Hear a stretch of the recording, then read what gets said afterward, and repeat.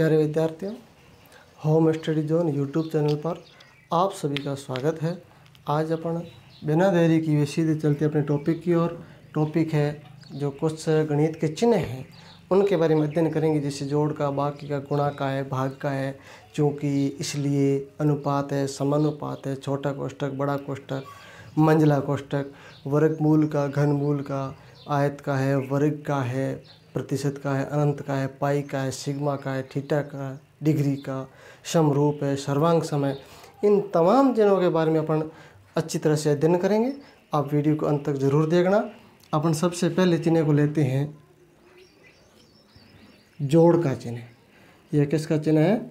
जोड़ का, यानी कोई भी संख्या को जोड़ने के लिए इन चिन्ह का प्रयोग करते हैं। कोई संख्या के आगे यह चिन्ह आता है तो अपना जोड़ की क्रिया करते हैं। अब लेते हैं बाकी का, यानी घटाव। इन चिन्ह से आप परिचित ही है, पर छोटी क्लास के बच्चों के लिए यह फायदेमंद है। अब लेंगे गुणा का,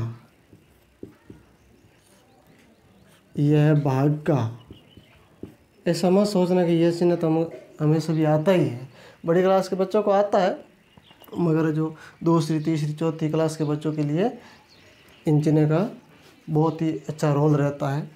इनके बाद में अपन लेंगे ये जिस 3 पॉइंट आते हैं, ठीक है ना, इनका क्या नाम है? और एक इस प्रकार से लिखा होता है, इनके अंदर बच्चे बहुत सारे कंफ्यूज होते हैं, ठीक है ना। ये मैं लाइन नीचे ऐसे ही खींच रहा हूँ, इनको अलग कर रहा हूँ, ठीक है ना। आप ऐसा मत सोचना कि ये पॉइंट आपने 6 कर दिए, बिल्कुल नहीं। ये है ये 3 बिंदी, एक ऊपर और 2 नीचे है, तो इनको अपन कहेंगे इसलिए। क्या कहेंगे? इसलिए। और इनको कहेंगे अपन क्योंकि, ठीक है ना। इनका प्रयोग कहाँ होता है? देखिए, एक ऊपर और 2 नीचे है, इनको अपन कहेंगे इसलिए, ठीक है ना। एक बिंदी ऊपर और 2 नीचे है, इनको कहेंगे इसलिए। और 2 ऊपर बिंदी और 1 नीचे है, इनको अपन कहेंगे क्योंकि। अब देखिए, इनका प्रयोग कहाँ होता है? मान लीजिए अपन कोई संख्या ले लेते हैं, जैसे यहाँ पर 9 और प्लस के 5, इनको अपन हल करेंगे तो कितने आ जाएंगे? -4। अपन से कोई पूछ ले कि -4 कैसे है, अपन कहेंगे क्योंकि एक माइनस और एक प्लस होता है तो संख्या घटती है, ठीक है ना। अब क्योंकि और इसलिए हो गया। इनके बाद में जैसे एक चिन्ह है यह और एक है यह, है दोनों एक जैसे, दोनों दिखने में एक जैसे। एक के आगे नाम लिखते हैं से बड़ा और एक के नीचे लिखते हैं से छोटा। हाँ, से बड़ा और से छोटा कैसे? देखिए, कोई भी मैं संख्या ले लेता हूँ, जैसे 8 और 5, 5 और 8। देखिए, दोनों चिन्हों का प्रयोग हुआ है। 5 से बड़ा है 8, और यहाँ पे 5 से बड़ा 8, यानी बड़ी संख्या की तरफ इनका मुंह खुला रहेगा। बड़ी संख्या की तरफ इनका मुंह है खुला रहेगा। अपन कहेंगे 5 से बड़ा कौन? 8। इस 5 से बड़ा कौन? 8। जैसे उदाहरण के तौर पर इस प्रकार की संख्या भी आप लिख सकते हैं। बड़ी संख्या की तरफ इनका मुंह है खुला रहेगा, ठीक है।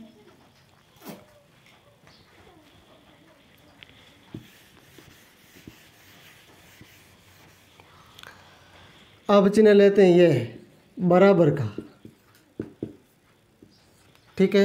बराबर का चिन्ह कहाँ लगता है? जैसे 7 + 4 का योग करेंगे तो बराबर के अंदर यहाँ पर कितने लिखेंगे? 11, इस प्रकार से, ठीक है। बराबर के बाद में लेंगे बराबर नहीं।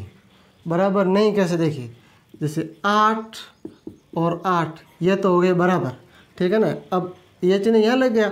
अब यह कहाँ लगेगा? देखिए, से 9 = 7, यानी 9 और 7 का मान क्या बराबर है? 9 और 7 का मान बराबर है नहीं है। इस प्रकार से यहाँ चिन्ह लगेगा। अब लेते हैं अपन ये, इनका नाम है समांतर। इस चिन्ह का क्या नाम है? समांतर रेखा भी आप इनको बोल सकते हो। और एक है यह समांतर नहीं, इनको क्या कहेंगे? समांतर नहीं। उदाहरण के तौर पर मैं आपको बताऊं, जैसे रेल की पटरी है, तो ये समांतर है। किसका उदाहरण है? समांतर का उदाहरण है। कैसे कि मान लीजिए यहाँ पर आप दूरी मान लीजिए 3 फीट, माना की दूरी कितनी मानोगे? 3 फीट। तो यहाँ पे दूरी कितनी होगी? 3 फीट। तो यह है रेखा समांतर। और इनका उदाहरण लेते हैं, इस प्रकार सीधी कोई रेखा है, ठीक है ना। तो ये तो आगे जाते जाते सीधी यहाँ से तिरछी कट जाएगी ना। तो क्या यह समांतर है? बिल्कुल समांतर नहीं है। तो यह समांतर नहीं का उदाहरण है। समझे ना?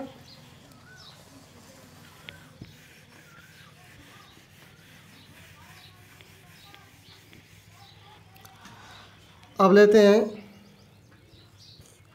यह उल्टा टी, इनको क्या कहेंगे? लंब। क्या कहेंगे? लंब इनको कहेंगे। लंब जे के उदाहरण के तौर पर समझिए, यह एक त्रिभुज है, तो यहाँ से जो यह रेखा है इनको आप लंब भी कह सकते हो। क्या कहोगे? लंब। जैसे इनका नाम ए बी सी और डी, यानी इस रेखा पर यह क्या है? लंब है, ठीक है ना। लंब के बाद में अपन एक चिन्ह लेते हैं, जैसे ये इस प्रकार का, तो इनको क्या कहेंगे? कोण कहेंगे। क्या कहेंगे? कोण। जैसे उदाहरण के तौर पर कोण 30 डिग्री, तो आप इनको कैसे पढ़ोगे? इनको सीधे पढ़ोगे कोण 30 डिग्री, इस प्रकार से पढ़ोगे आप। एक चिन्ह लेते हैं, यह क्या है? 3 भुजा यानी त्रिभुज, सभी परिचित है इनसे। क्या है? त्रिभुज, ठीक है। और लेते हैं जैसे ये वर्गमूल। क्या कहोगे इनको? वर्गमूल कहोगे। उदाहरण के तौर पर जैसे यह संख्या 16 आ गई, तो इनको हल करोगे तो किसका वर्गमूल है? 4 का, यानी 4 का स्क्वायर करोगे तो कितना आ जाएगा? 16 आ जाएगा, ठीक है ना। एक ये है इस प्रकार से, जैसे यहाँ पर 3 आ जाए, तो इनको क्या कहोगे? घनमूल कहोगे। क्या कहोगे? घनमूल कहोगे। और चिन्ह लेते हैं, जैसे यहाँ पर यह है वर्ग का, तो वर्ग से भी आप परिचित हैं। यह चिन्ह है आयत का। किसका है? आयत का। वर्ग के अंदर देखिए चारों भुजाएं समान होती है, इनका नाप है जो समान होता है। और आयत के अंदर आमने सामने की भुजा समान होगी। जैसे यहाँ पर 4 है तो यह भी 4 होगी, तो यह 5 है तो यह भी 5 होगी। इसके अंदर ये 5 है तो 5 5 और ये भी 5 होगी, ठीक है ना। ये इसके अंदर फर्क है। अब ये लेते हैं थीटा। थीटा का प्रयोग कहाँ होता है? जैसे अपन पढ़ते हैं sine theta, cos theta, tan theta, cosec theta, ठीक है ना। जैसे यहाँ पर लिख दिया साइन थीटा, तो यह है थीटा का चिन्ह, ठीक है ना। अब लेते हैं पाई। क्या है? पाई। इनका मान जैसे समझिए 22/7, और अन्यथा नहीं कहोगे तो 3.14 और आगे संख्या बढ़ती जाएगी, ठीक है। इस प्रकार का ये चिन्ह है, इनका नाम है सिग्मा। क्या है? सिग्मा। जो कौन सी भाषा का शब्द है? ग्रीक भाषा का। कौन सी भाषा का है? ग्रीक भाषा का शब्द है, ठीक है ना। इनको भी आप क्लास 10th के अंदर पढ़ते हो। इनका नाम सिग्मा है, ठीक है। इनके बाद में जैसे ये एक चिन्ह है, तो इनको आप डिग्री भी कह सकते हो। क्या कहोगे? डिग्री। और या दशमलव भी कह सकते हो, दशमलव।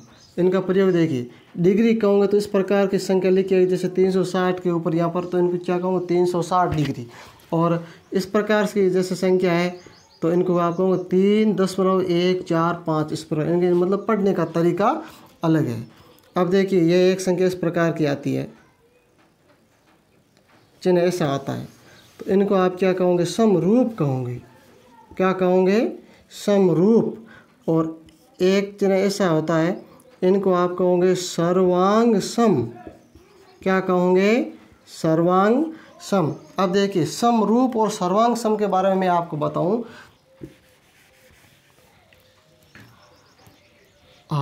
मैंने सर्वांग सम का, समरूप का उदाहरण बताऊं आपको। समरूप यानी ये किसका उदाहरण देखिए आप? समरूप का है, यानी रूप तीनों का एक जैसा है।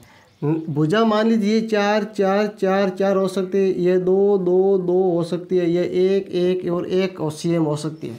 मगर देखिए रूप तीनों का एक जैसा है, तो इनको अपन कहेंगे समरूप। सर्वांग सम का उदाहरण लूँ आपको, जैसे मैंने यह एक आयत ले लिया, ये 4 4, ये 2 और 2 ले लिया, ठीक है ना। ये भी 4 2 2 4 और 4। इस प्रकार से मैं उदाहरण लिया है। तो यह है उदाहरण किसका है? सर्वांग सम का। सर्वांग सम का मतलब क्या होता है? सभी अंग समान। जैसे समरूप है, उदाहरण आपको एक बताऊं, समरूप जैसे गाय और बछड़ा होता है ना, तो वो रूप तो उनका एक जैसा है, तो उनको अपन कहेंगे समरूप, मगर वो सर्वांग सम का उदाहरण नहीं है। क्यों? क्योंकि गाय बड़ी और बछड़ा छोटा होता, तो वो किसका उदाहरण है? समरूप का उदाहरण है। ठीक है ना। अब इसके बाद में ले लो कोष्टक। यह है रेखा कोष्टक। ठीक है, 4 प्रकार के कोष्टक। ठीक है, यह है छोटा कोष्टक और यह है मंझला कोष्टक। क्या नाम है इसका? मंझला कोष्टक। और यह है बड़ा कोष्टक। क्या नाम है? बड़ा कोष्टक। ठीक है। तो और यह हो गया अनंत। जो परिमेय संख्या और पूर्ण संख्या के बारे में मैंने आपको पढ़ाया था, और उसके अंदर जो संख्या 1 2 3 4 5 टोट टोट टोट ये अनंत तक जाएगी, तो वहाँ पर ये अनंत लेकर वहाँ अपन को मिलता है। और एक चिन्ह वंचित, जैसे ये प्रतिशत है, ये चिन्ह किसका है?